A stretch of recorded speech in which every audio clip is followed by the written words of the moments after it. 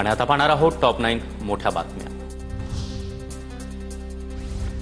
शिवसेना ठाकरे गटाच्या महिलांनी राजेंद्र हगवणेच्या घरावर शेण फेकलं।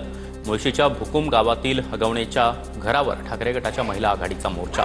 रुपाली आल्हाट यांच्या नेतृत्वाखाली ठाकरे गटाच्या महिला आक्रमक। मृत्यूच्या दिवशीही वैष्णवी हगवणेला मारहाण। वैष्णवीच्या अंगावर एकूण 29 जखमा, तर मृत्यू संशयास्पद पण आत्महत्या असं नाव दिलं।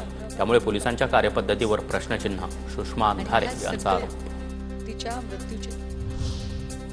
फरार असताना राजेंद्र हगवणेला मदत करणाऱ्या 5 जणांना अटक। प्रीतम पाटील, बंडू फाटक, राहुल जाधव, अमोल जाधव आणि मोहन भेगडे यांच्या विरोधात गुन्हा दाखल।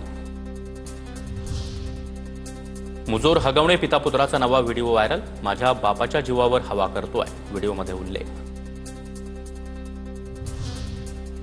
कसपटे कुटुंबाला बंदुकीचा धाक दाखवणारा निलेश चव्हाण अद्यापही फरार।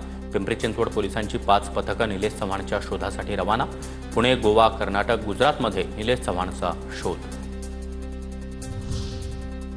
संगीता भालेरावांची रुपाली चाकणकरांसह सोनाली गाडेविरोधात महिला आयोगात तक्रार। रुपाली चाकणकरांकडून जीविताला धोका, फोनवरून धमकी दिली, संगीता भालेराव यांचा आरोप।